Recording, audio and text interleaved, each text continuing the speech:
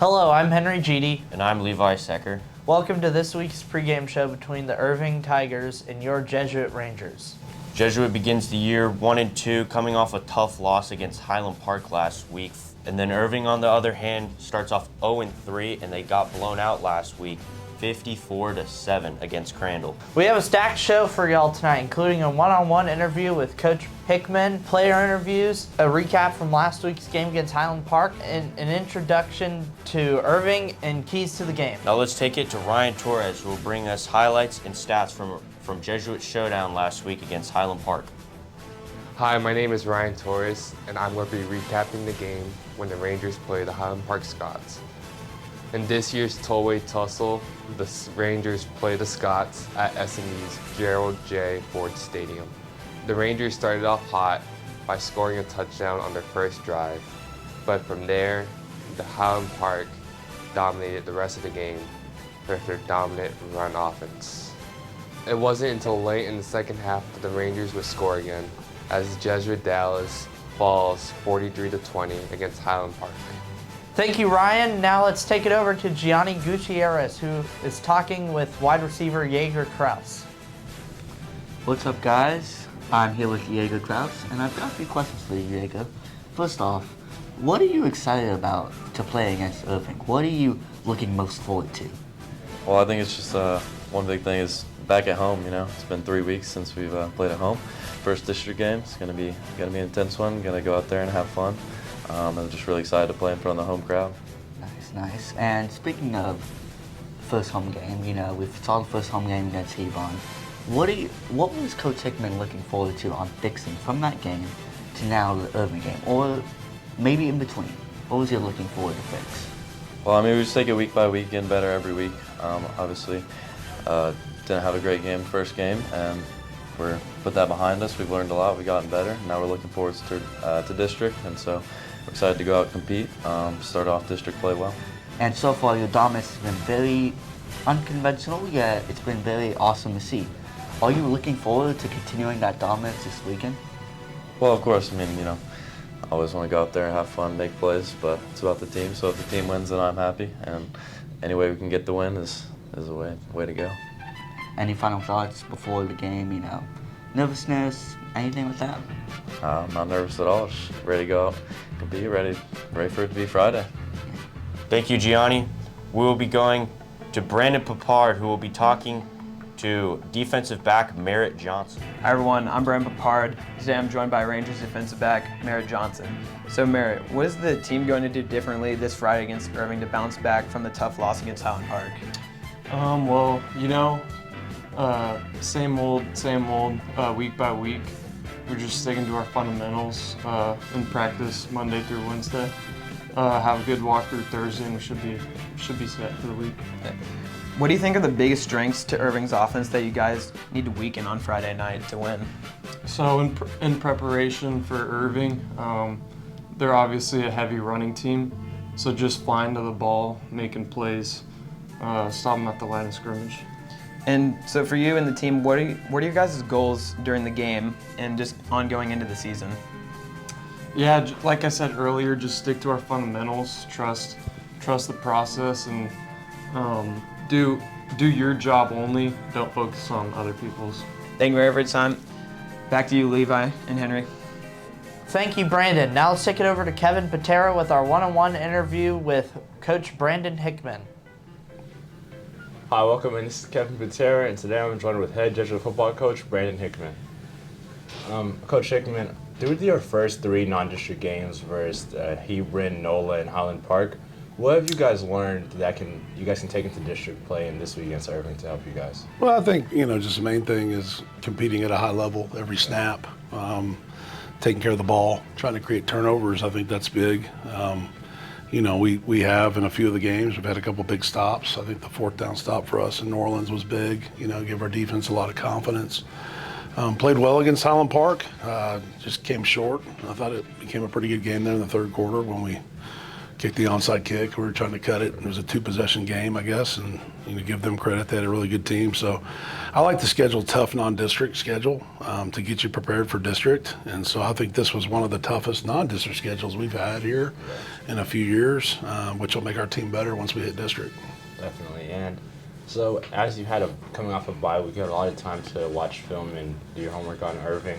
What keys do you have, or places you feel like you guys can attack Irving this week? I just think taking care of the ball is a big thing. I think we need to run the ball, be more consistent running the football. We've thrown it around quite a bit the past couple of weeks, but just running the ball, leaning on our offensive line. Right now we're at our third tailback. We got a couple guys banged up, but just getting those guys are stepping up and doing a good job. But yeah, and I think tackling, that's going to be a big key for us as we got back to fundamentals during the bye week, and got the kids back out there tackling, blocking, doing some more one-on-one drills that I think has really helped our team during the bye week. As you talked about being on your third tailback, how do you feel about the depth you guys have showed with like a receivers having receptions and they've been down to your third tailback on it? Yeah, we've had a lot of guys catch the ball this year. And a lot of guys have really stepped up. Jack Yeski went down against Hebron, and we had guys that were able to step in there and do a really good job. So we've got 5 or 6 receivers right now. We'll have a couple coming back from injuries hopefully in the next couple weeks. But I think some guys have really stepped up and done a good job of carrying the weight at the receiver position. Fortunately, we've been healthy up front on the offensive line. That's typically where you see more injuries. But this year we've had a rash of injuries to our receiving core for some strange reason. But we're getting guys back. I'm getting them healthy, and I think the bye week also will help those guys heal up. Sure. So in the 13 years you've been here, you guys have only missed the playoffs one time. So each season comes with a lot of expectations. How do you plan on managing those expectations with your players and with your fellow coaches going to district? Yeah, I just think, you got to take it one game at a time. That's kind of coach's talk, but you can't look ahead.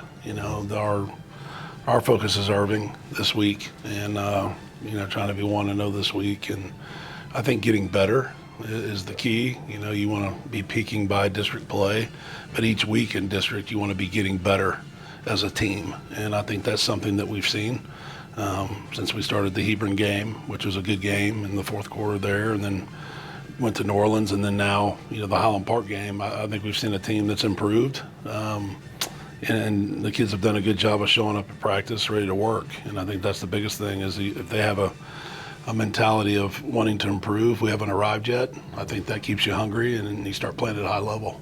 Yeah. All right, thank you, Coach, and I think that'll be all for us today. Thank you. Thank you, Kevin. Let's send it over to Graham Fellows, who will be talking about the series history between Jesuit and Irving.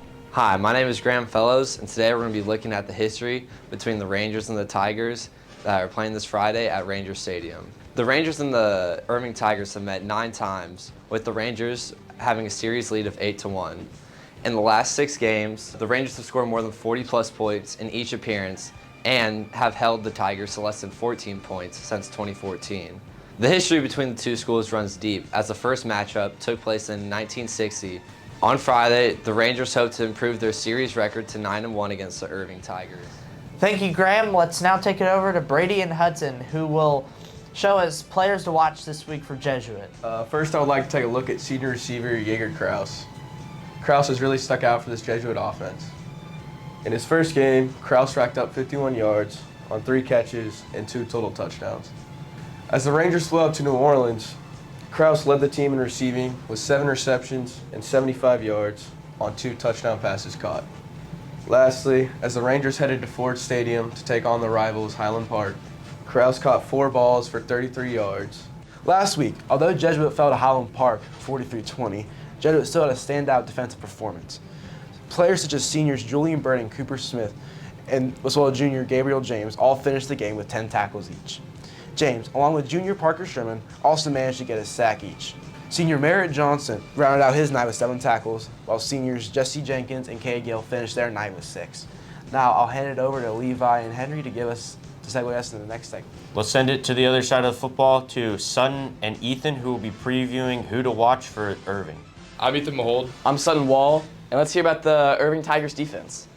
The Irving Tigers defense has given up 111 points so far this season. Irving runs a 4-man front, meaning 4 defensive linemen and 2 inside linebackers. Their outside backers like to blitz, so Liam Murray, our right tackle, and Michael Martin, our left tackle, need to be watching for those blitzes.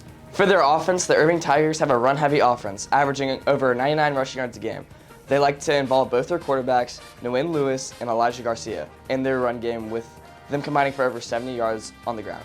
Irving also likes to run a committee of running backs, Fred Green with over 91 yards and Jason Evans with over 72, other leaders for yards and attempts. While the Tigers have only put up 37 points through 3 weeks, their offense is still powerful and can strike at any moment. Back to you, Henry and Levi. Hello, I'm Jet Kipnis, and these are the keys to win the game. The boys need to focus on themselves and use this game as a learning opportunity. And the Rangers need to focus on running the ball well as they prepare for a strong district opponent, J.J. Pierce. The keys for Irving is they need to limit Jesuit's offense as it's very high-powered and explosive, and they also need to force us to turn the ball over at least one time per half. Back to you, Henry and Levi. Let's take it over to Danny and Joseph for scores around District 7-6A. I'm Joseph Sargis. I'm Danny Meown. And let's take a look at how District 7-6A stands ahead of this season's district opener. The J.J. Pierce Mustangs started the season 2-1 with wins against Wiley and Plano West, and most recently dropping a game to Flower Mound Marcus. Lake Highlands started the season 1-2 with losses to Forney and Flower Mound with a dominant win against Garland. Irving stands 0-3, losing to Creekview, South Garland, and Crandall, while Richardson stands 2-1, beating Lakeview, Centennial, and Lake Ridge, but dropping one to Plano High.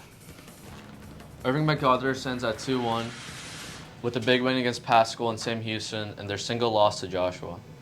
Nimitz is 0-3 with all 3 coming against Sam Houston, Pascal, and Grand Prairie, losing all 3 by a substantial margin. Berkner is 2-1, week 1 loss to Rockwall, and 2 straight wins against Horn and Little Elm. Let's wrap it up and send it over to Will Naughton, who will give us a recap of Jesuit Dallas athletics. I'm Will Naughton, and let's take a look at Jesuit athletics this past week. This last week was a big week for Jesuit. Water polo had a great week, starting with a win over crosstown rival Highland Park, and following that a 17-9 win over Denton Geyer. After that, a 17-3 win over JP2, and to cap it off, a 21-7 win over South Grand Prairie. An amazing sweep for their schedule this week. Tennis picked up a big 11-9 win over Richardson. Cross country placed 10th at the Hoka McNeil Invitational in Round Rock, Texas. This week, the Rangers swimming and diving team opens their season against Bishop Lynch on Tuesday. The tennis team has matches against Berkner and Frisco Wakeland. And the water polo team travels to Keller on Tuesday night. Later this week, hockey opens their year on Wednesday against Highland Park.